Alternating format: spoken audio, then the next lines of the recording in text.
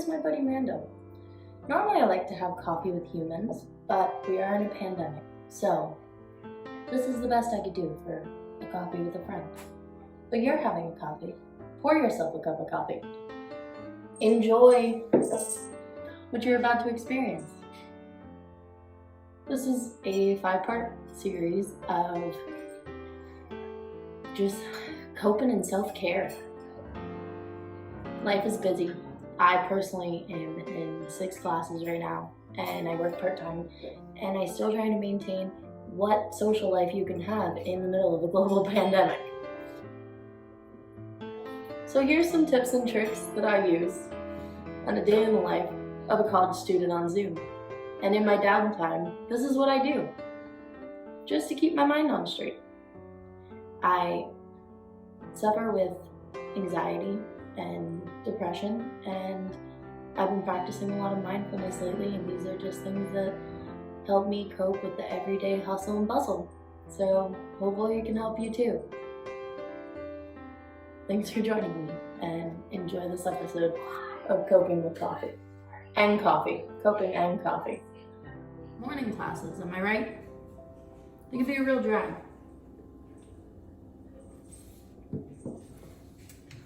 That's why the first thing that I do when I wake up, make my bed. I live with my brother and his girlfriend and her family, and I sleep on the pull-out in the living room, so I make sure to make my bed every morning, and it's become a habit because of the fact that like my bed is in the middle of the house, but it is a habit that I'm going to try to keep because I never believed anybody when they said that that was a great way to like just clear your headspace in the morning. And also get out of bed for lectures. I like to, for the morning lecture, I need to keep myself busy. I can't just stare at the computer or stay in my bed, otherwise I'll roll over and go to sleep. I have to be like cleaning dishes or making breakfast, or perfect time to make your cup of coffee. Just make sure that you're still engaged in the lecture and that you're still responding to the professor, and most professors do not have a problem with it. Everyone's pretty laid back on Zoom. But yeah, it's just the time in the morning when I just like to listen and just focus, and my anxiety is mostly thought-based. So if I have a task to do, or if I have something to just focus on while I'm listening to the instructor, oddly enough, it clears my brain enough to where I can be open to what the instructor is saying and really engage. So that's something that's really helped me a lot, is performing another task while listening to the professor. Don't knock it until you try it. Another good tip is to check in with yourself. I do this on my busiest of days, in between classes, I will go into the little meditation area that we set up in the house, and I'll lay on a mat and I'll just breathe and stretch and do headstands and just anything that I could just take my mind off of things and just tell yourself, you're doing a good job. This is something that is my literal favorite thing to do in the whole world. It's just really great and peaceful, and it actually gives you time to just rearrange your thoughts and step away from the schoolwork every now and then. Step away, step away. And if you're not really into stretching and meditating, this is a great way to reduce stress. Just put your legs up on the wall and lay there and breathe. And I enjoy doing this all of the time whenever I'm overwhelmed. I could literally fall asleep here.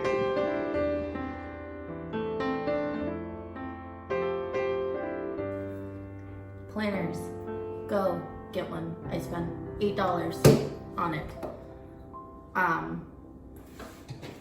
like to just write out every single detail in it, and it helps me keep my brain organized, and I feel like it's a form of therapy to just be able to write everything you gotta do. One place, go back, look at it as you need. If you are terrible with journaling, like I am, a gratitude book is great, gives you topics, and it starts your day off so positive. It just any day, it's part of your day, like even on the bad days. It's an amazing thing to have. I love my gratitude journal. And you don't even need one to show your gratitude. Just look around the room and name 3 things to yourself that you're grateful for. Like, for instance, I'm grateful for coffee, for the beautiful roof over my head, and my planner to reduce your stress and bring you happiness. More serotonin than any of my antidepressants. Ha ha ha. That was supposed to be a joke. Pets. One more time so it really sinks in. Pets. Lastly, before we finish, the end of the day, go to the bathroom, do not disturb, put your speaker on, blast some tunes, and just let go of the whole day. Release it all. Let it out. Let it out. Let it go. The day is in the past. You did great.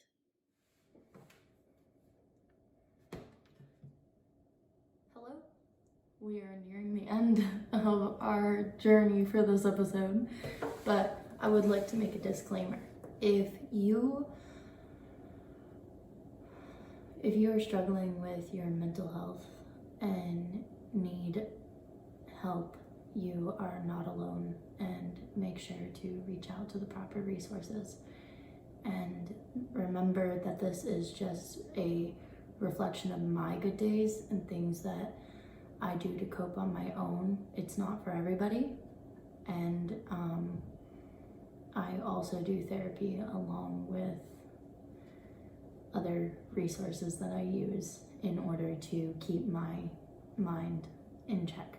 So take care of yourself and stay safe, be mindful. That's it for today. And coping and coffee. See you on next episode.